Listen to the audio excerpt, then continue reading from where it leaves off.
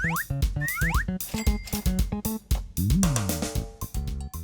meron kayong 500,000 pesos, kalahating milyon, saan mo gagamitin? Pang business. Anong business? At least food. Bigasan po at saka gulay.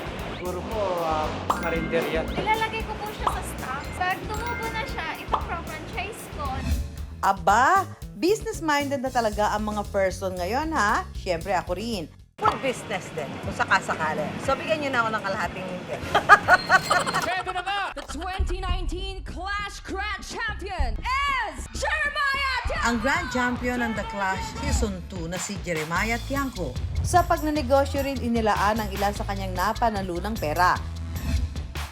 Nagtayo siya ng sarili niyang cafe sa loob ng kanilang subdivision na kumikita na ngayon ng 5 digits kada buwan. Pakape ka naman dyan, Jeremiah! Welcome sa Biyaya Cafe. Tara, pasok kayo.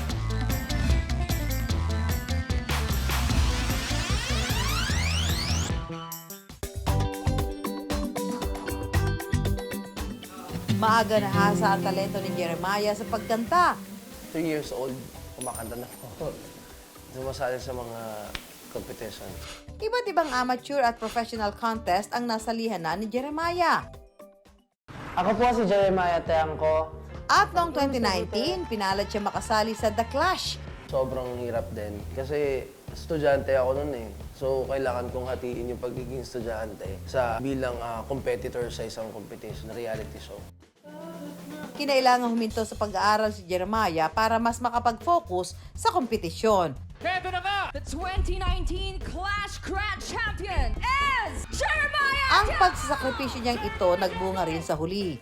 Siya ang itinanghal na Grand Champion ng The Clash Season 2. Napapikit na ako kasi hindi ko talaga, parang hindi ko lubos maiisip na nangyari po yun kasi sobrang dami ng competitors na magagaling, may mas experience pa sa akin. Siguro honored, grateful, and thankful kay Lord.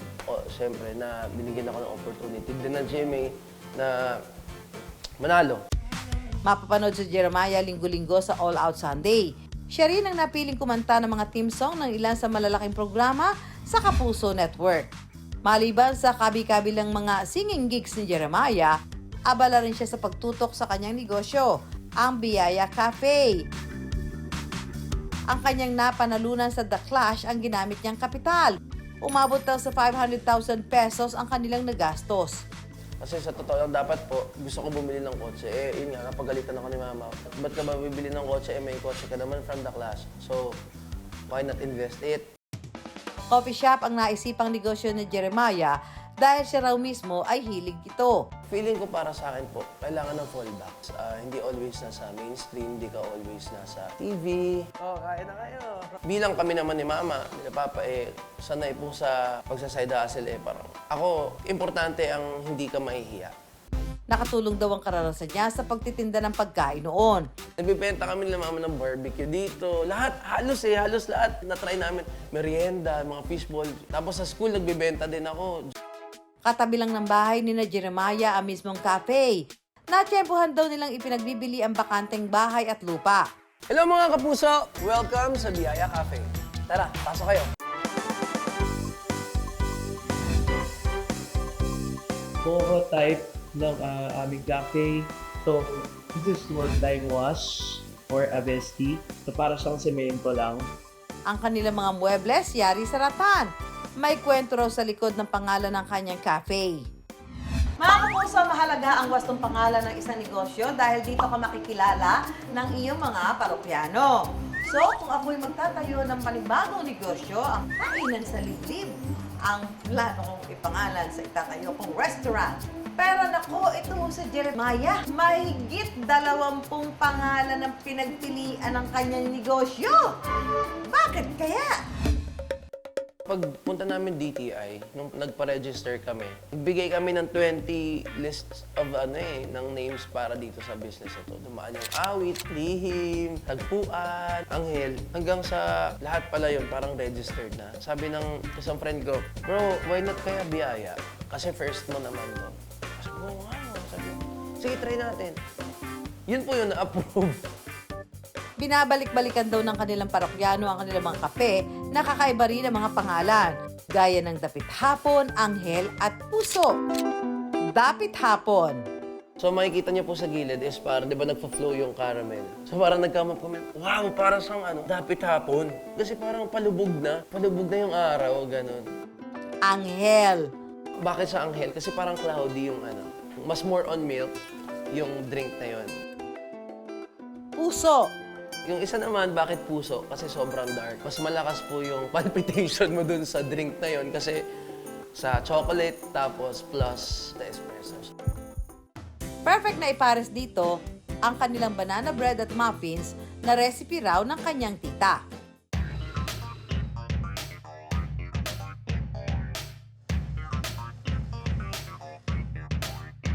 Perfect shot. Yan po ang perfect shot. Kailangan makikita niyo yung layers po.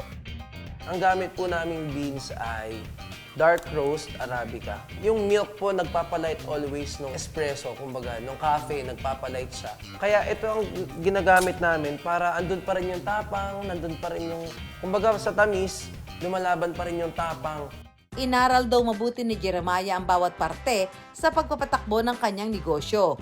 Pag hindi ka marunong nung business mo, talo ka. Kasi dapat, pag wala kang barista, alam mo yung gagawin mo. Kami yung tumawa dito for almost 3 months din para matuto po ako. Kumikita ang kanyang cafe ng hanggang 70,000 pesos kada buwan. 2 beses daw kada buwan siya nagkakaroon ng libreng jamming session sa cafe. It's my way na mapasalamatan din yung mga clients, yung mga guests. And syempre, showing my talent is through music is malapit sa puso ko. Lahat ng tagumpay sa ating buhay, kailangang i-celebrate yan. Pero may isang bagay na natutunan dito si Jeremiah. Thankful ako dahil nag-guide ako dun sa tamang path. Na mag-save ka for the future o mag-invest ka. Kailangan. Hindi naman masamang gumastos, pero dapat yung tamang gastos. At sa tamang pinagagastosan.